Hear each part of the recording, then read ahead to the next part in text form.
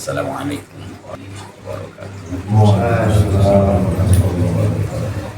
A'udzu billahi minasyaitonir rajim. Bismillahirrahmanirrahim. Alhamdulillahirabbil alamin. Allahumma sholli wa sallim ala sayyidina Muhammad wa ala ali sayyidina Muhammad. Kagem sedherek ingsun, sedulur ingsun sedaya para ahli sholawat rahmat ingkang saben dinene ngaturaken ngirim munjung waosan sholawat dumateng Kanjeng Nabi Muhammad sallallahu alaihi wasallam saha para ahli baitipun ingkang tasih gesang atau ingkang sampun sumare. Saya pesankan untuk semuanya agar jangan sekali-kali memiliki keraguan sedikit pun di dalam hati kita atas perintah Allah Subhanahu wa taala untuk selalu bersolawat kepada baginda Nabi Muhammad sallallahu alaihi wasallam sebagaimana yang telah diperintahkan oleh Allah di dalam surat Al-Ahzab ayat 56. Bismillahirrahmanirrahim. Innallaha wa malaikatahu yusholluna 'alan nabi. Ya ayyuhalladzina amanu shollu 'alaihi wa sallimu taslima. Allah bukan hanya memerintahkan kita untuk berselawat kepada Nabi, tetapi sebelum kita diperintah oleh Allah, Allah memberikan contoh dan Allah mengabarkan kepada kita bukan hanya Allah saja yang bersolawat kepada Nabi, tetapi seluruh para malaikat-malaikatnya yang dibuat dari nur cahaya yang taat kepada Allah diperintahkan juga untuk bersolawat kepada Nabi Muhammad SAW.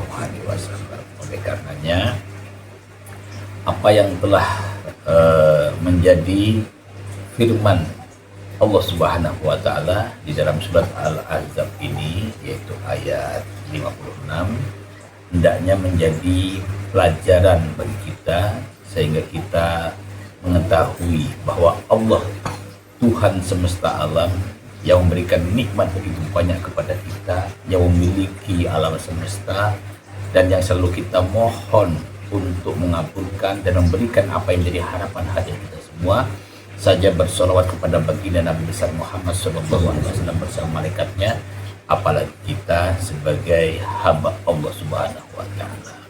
Karena patut diketahui bahwa apabila kita tidak berkenan atau tidak mau bersolawat pada Nabi Muhammad SAW, maka secara tidak langsung ataupun secara otomatis berarti kita tidak memiliki rasa madu terhadap Allah Subhanahu wa taala, karena Allah Tuhan yang kita sembah saja bersolawat pada Nabi Muhammad SAW. Nah, karena kalau kita tidak mau bersolawat kepada Nabi Muhammad, maka bisa dikatakan kita tidak memiliki rasa madu terhadap Allah Subhanahu wa taala. Padahal malu itu adalah sebagian dari iman. Jadi kalau kita tidak mau bersolawat, jangankan iman yang seutuhnya, sebagian dari iman saja kita tidak memiliki terhadap Allah Subhanahu wa taala. Oleh karenanya untuk orang-orang yang tidak mau bersolawat pada Nabi Muhammad SAW itu dikhawatirkan apakah besok dia termasuk golongan orang yang memang dikatakan oleh Allah disebut sebagai golongan orang beriman, ataukah dia disebut sebagai golongan orang-orang yang munafik. Begitu. Jadi ketika Allah mengatakan sesungguhnya Allah dan para malaikatnya bersolawat pada Nabi, itu sebenarnya kalam khobar untuk kita semua bahwa hal itu diberitahukan oleh Allah kepada seluruh hambanya, terkhusus bagi umat Islam yang beriman kepada Allah dan Rasulnya, yaitu sebagai petunjuk bahwa Allah satu-satunya Tuhan ya, yang kita sembah, dan para malaikat adalah makhluk yang begitu banyak. Ini menunjukkan bahwa Allah adalah imam besar di kalangan golongan para ahli sholawat dari para malaikat dan para makhluk. Jadi ketika kita bersolawat berarti kita sedang bersama para malaikat yang makmum kepada Allah yang sedang bersolawat kepada baginda Nabi besar Muhammad sallallahu alaihi wasallam. Tetapi apakah kita termasuk golongan orang-orang yang memang dikatakan oleh Allah sebagai golongan orang yang beriman? itu tergantung kembali kepada diri kita sendiri. Sebab hanya golongan orang yang beriman inilah yang diperintahkan oleh Allah untuk bersolawat kepada Nabi Muhammad SAW. Oleh karenanya, kalau kita mengaku sebagai golongan orang-orang yang beriman kepada Allah, maka hendaknya apa yang telah menjadi panggilan Allah seruan Allah kita harus mendengarkan dan mendekat kepadanya, dan apa yang menjadi perintahnya harus kita jalankan.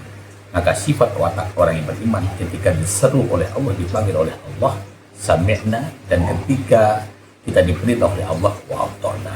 Oleh karenanya Allah memanggil, menyeru, mengundang orang-orang yang beriman, ya ayyuhalladzina amanu, wahai orang-orang yang beriman, sallu, bersolawatlah kalian semua alaihi, kepada kekasihnya kanjeng Nabi Muhammad sallallahu alaihi wasallam. Jadi orang-orang yang beriman ini dipanggil oleh Allah, disuruh oleh Allah untuk apa? Untuk menjalankan tugas suci, yang tugas suci itu langsung dari Allah, yaitu untuk bersolawat kepada baginda Nabi Muhammad sallallahu alaihi wasallam.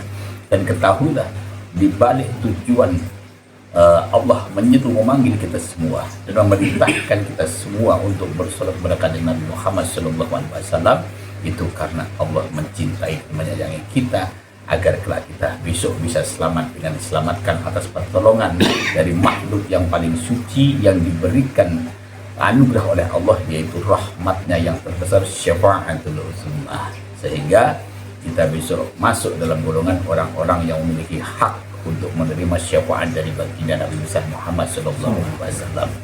Dan hal ini menunjukkan bahwa sifat kasih sayang Allah ini sebagai jalan terobosan, di mana ketika kita menyadari bahwa tidak ada jalan lain bagi kita untuk bisa selamat dunia dan akhirat, ya, kecuali hanya dengan rahmat Allah, syafaatnya yang diberikan kepada Nabi Muhammad SAW, yaitu dengan rahmatnya. Sebab Allah sudah berfirman di dalam Al-Quran, yaitu di surat Al-Anbiya ayat 107, Allah mengatakan, wa ma arsalnaka illa rahmatan lil alamin. Wa ma arsalnaka, tidaklah aku mengutusmu hai Muhammad, illa kecuali aku mengutusmu rahmatan, menjadi rahmatku, lil alamin, untuk seluruh makhluk. Jadi Rasulullah SAW itu berita yang diberitakan oleh Allah dan diberitahukan oleh Allah, ini adalah sebagai wujud dari rahmat kasih sayang Allah. Jadi wujud rahmat kasih sayang Allah menurut ayat ini adalah baginda Nabi besar Muhammad SAW. Jadi baginda Nabi adalah wujud rahmat kasih sayang Allah Subhanahu wa Ta'ala untuk siapa? Lil alamin, untuk seluruh makhluknya. Dan ketahuilah bahwa lil alamin ini adalah seluruh makhluknya selain Allah Subhanahu wa Ta'ala. Bukan, rahmat Allah ini bukan hanya saja berfungsi di dunia, tetapi dia juga berfungsi di akhirat. Karena apa? Karena rahmat Allah berwujud Rasulullah ini nantilah yang akan menolong kita, mensyafaati kita, bukan hanya syafaat di dunia, tapi syafaat di akhirat. Syafaat Nabi berlaku bagi kita semuanya, yang kita harapkan agar keberkahan itu jatuh pada permohonan kita kepada Allah, yaitu syafaat fid din wa dunya wal akhirah. Dan semoga sedikit pepatah atau sedikit nasihat atau sedikit pesan bisa menjadikan bertambah kuatnya kita selalu mendekat kepada Nabi, mencintai Nabi, sehingga besok kita akan diaku umatnya dan menjadi orang yang besok bisa berjumpa dengan Nabi Muhammad SAW, dan bukan hanya berjumpa, bahkan kita besok bisa mencium tangannya, bisa memeluk dirinya, dan mendapat kasih sayang cinta dari Nabi Muhammad SAW. Wassalamualaikum warahmatullahi wabarakatuh. Waalaikumsalam warahmatullahi wabarakatuh.